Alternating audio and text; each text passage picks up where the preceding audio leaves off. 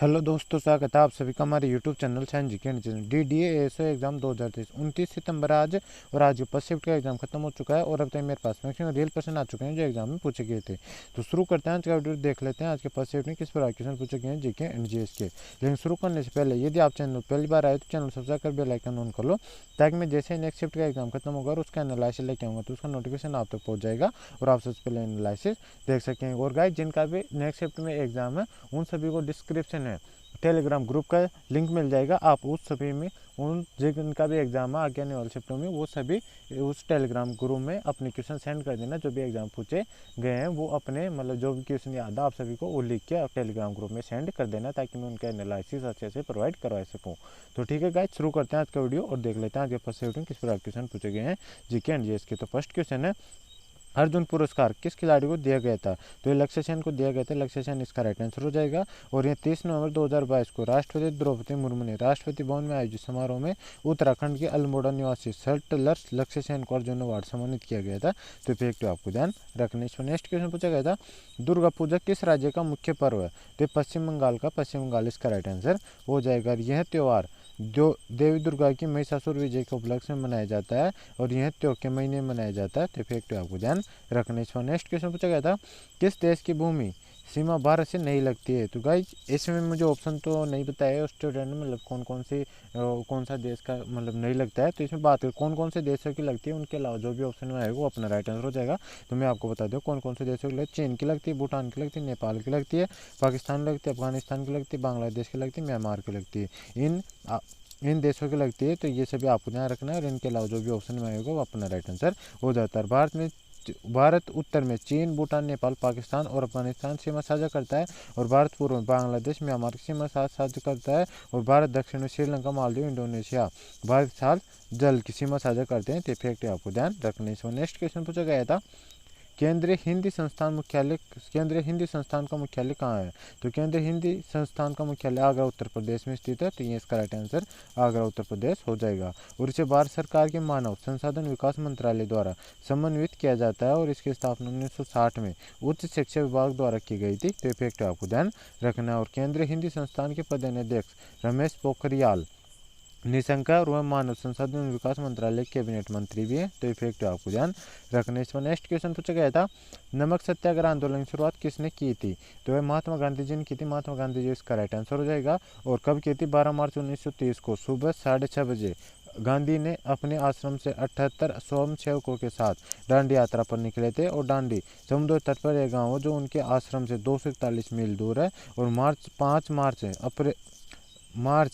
से ये 12 मार्च से 5 अप्रैल को डांडी गांव में समाप्त हुआ था ये यात्रा। तो इफेक्ट आपको ध्यान रखना, 12 मार्च से स्टार्ट हुआ था और ये 5 मार्च को समाप्त हुआ था डांडी गांव में, महात्मा गांधी जी पहुंचे थे। तो इफेक्ट आपको ध्यान रखना। इस पर नेक्स्ट क्वेश्चन पूछा गया था, केरल की साक्षरता दर कितनी है? तो 94% है। 94% इसका राइट आंसर हो जाएगा। इस पर नेक्स्ट और इसके बाद बात करें तो इसमें केरल की साक्षरता 94%।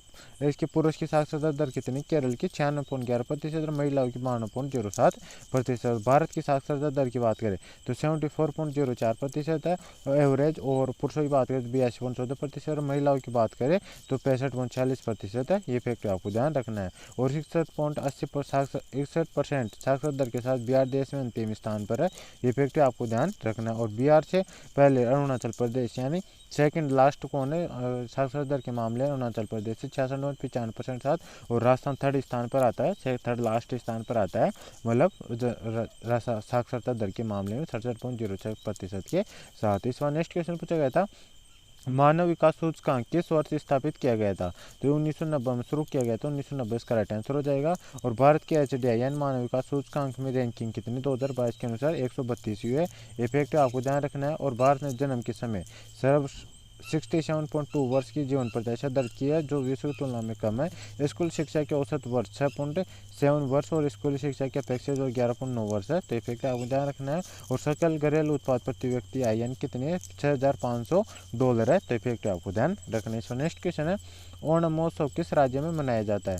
तो केरल राज्य में मनाया जाता है। केरल इसका राइट आंसर हो जाएगा। यह त्यौहार मानव मानसून के अंत और फसल के मौसम का स्वागत करता है। और चिंगम के मलयालम महीने के दौरान 10 दिनों के लिए मनाया जाता है। तो इफेक्ट आपको ध्यान रखना है। इसमें नेक्स्ट क्वेश्चन पूछा गया था, ब्रजभूषण पर आरोप किस लिए लगाया गया था? वह ब्रजभूषण पर शरण सिंह पर महिला जवानों के कथित यौन उत्पीड़न, मारपीट और पीछा करने का आरोप लगाया गया था। तो ये इसका राइट आंसर हो जाएगा। सो नेक्स्ट क्वेश्चन पूछा गया था, भारत में कुल कितने राष्ट्रीय उद्यान, मतलब कुल कितने राष्ट्रीय उद्यान है? तो जुलाई 2019 तक की जानकारी के अनुसार भारत में 106 राष्ट्रीय उद्यान है। तो 106 इसका राइट आंसर हो जाएगा।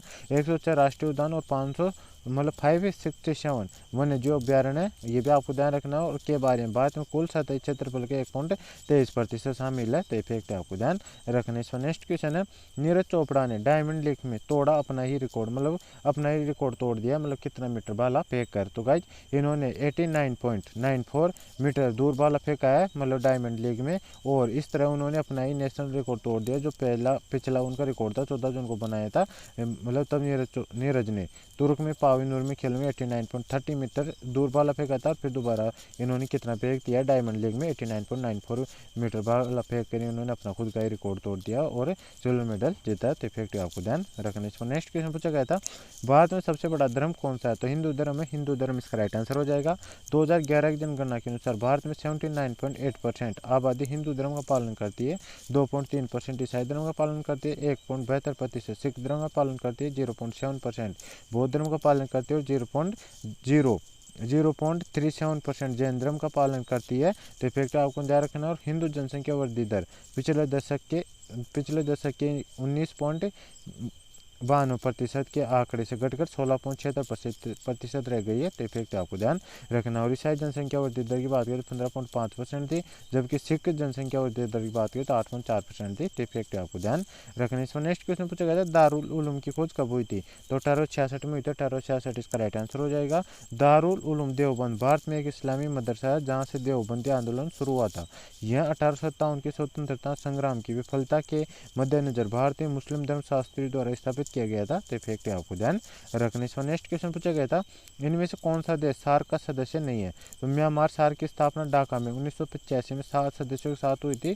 सार्क सचिवालय नेपाल काठमांडू में स्थित है। तो इफेक्ट आपको ध्यान रखना है। और सार्क में 8 देशों से बना है। वो कौन कौन से? बांग्लादेश, भूटान, भारत, नेपाल, मालदीव, पाकिस्तान, श्रीलंका और अफगानिस्तान। तो इनके अलावा जो भी ऑप्शन में होगा वो अपना राइट आंसर हो जाएगा। और सार्क में 9 पर्यवेक्षक सदस्य भी, अर्थात चीन, यूरोप, ये संघ, ईरान, कोरिया गणराज्य, ऑस्ट्रेलिया, जापान, मॉरिशस, म्यांमार, संयुक्त राज्य अमेरिका, ये भी है। तो ये भी आपको ध्यान रखना है। एक क्वेश्चन पूछा गया था, 19 जुलाई को इसरो ने कौन सा परीक्षण किया था? ये पूरा क्वेश्चन नहीं मिला है, मतलब 19 जुलाई का कब का पूछा था, इस पर पूरा क्वेश्चन आपका वीडियो से बता देना, वहाँ पे मैं इसका आंसर बता दूंगा। और एक बाबर से क्वेश्चन आया था और एक क्वेश्चन पूछा गया था चोल साम्राज्य से। तो आप इन क्वेश्चनों को भी पूरा बता देना, मतलब किस पर क्वेश्चन पूछे गए थे। और आपको और क्वेश्चन कोई क्वेश्चन याद हो तो आप कमेंट बॉक्स में बता देना। उनका जब मैं सभी शिफ्टों के एक साथ एनालिसिस लेके आऊँगा तो उसके सभी शिफ्टों वाले एनालिसिस में उन क्वेश्चनों को भी शामिल कर दूंगा। तो गाइज ये था आज का फर्स्ट शिफ्ट का full paper analysis. I hope आपको वीडियो पसंद आएगी। वीडियो पसंद आए तो वीडियो को लाइक करें, चैनल पहली बार आए चैनल सब्सक्राइब कर बेल आइकन ऑन कर ले, ताकि मैं जैसे नेक्स्ट शिफ्ट का एग्जाम खत्म होगा उसका एनालिसिस लेके आऊँगा तो उसका नोटिफिकेशन आप तक पहुँच जाएगा और आप उससे पहले एनालिसिस देख सकेंगे। और यदि आपने पिछले शिफ्टों का एनालिसिस नहीं देखा है तो मैंने सभी की प्ले लिस्ट बना रखी है और उसका लिंक डिस्क्रिप्शन दे रखा, आप वहाँ से जाके मतलब सभी शिफ्टों का एनालिसिस, पिछले शिफ्टों का एनालिसिस देख सकते हो, ताकि आपका 2 दिन का एग्जाम और बचा हुआ गाइज अभी, मतलब 6 और 8 अक्टूबर वाला। तो उन सभी के लिए मतलब काफ़ी इंपॉर्टेंट ये क्लास होने वाली, क्योंकि काफ़ी क्वेश्चन रिपीट हो रहे हैं गाइज। मैंने एनालिसिस करवाया तो काफ़ी क्वेश्चन रिपीट भी हो रहे हैं। और पेपर के लेवल की बात करें तो पेपर का लेवल इजी टू मॉडरेट पूछा जा रहा है, जैसा पहले पूछा जा रहा था। तो आपको पेपर की कोई टेंशन नहीं लेना, अच्छे से पढ़ के जाना। आपको अब मतलब 5 से 6-7 दिन बचे हैं। अब आपका दिन का जो 6 अक्टूबर के एग्जाम होने वाला है उन सभी के लिए 5-6 दिन बचे हैं। तो आपको अच्छे से पढ़ के जाना है जीके जीएस वाले पोर्शन को और मैथ, रीजनिंग और इंग्लिश वाले पोर्शन को, सभी को अच्छे से पढ़ के जाना है और अच्छे से स्कोर करके आना है। और आपको कमेंट बॉक्स में बता देना, जिनका भी एग्जाम कंप्लीट हो गया वो अपने क्वेश्चन जिनको भी याद है वो कमेंट बॉक्स में बता सकते हो, या मैंने टेलीग्राम ग्रुप का लिंक दे रखा है डिस्क्रिप्शन में, आप वहाँ पर भी अपने क्वेश्चन सेंड कर सकते हो जिनको क्वेश्चन याद है। तो गाइस मिलते हैं नेक्स्ट वीडियो में, तब तक के लिए जय हिंद जय भारत। वीडियो को लाइक, चैनल सब्सक्राइब कर लेना, अपने दोस्तों के साथ शेयर कर देना, ताकि उनको पता लग जाए कि इस लेवल के एग्जाम क्वेश्चन पूछे जा रहे हैं। तो गाइस मिलते हैं नेक्स्ट वीडियो में, तब तक के लिए जय हिंद जय भारत।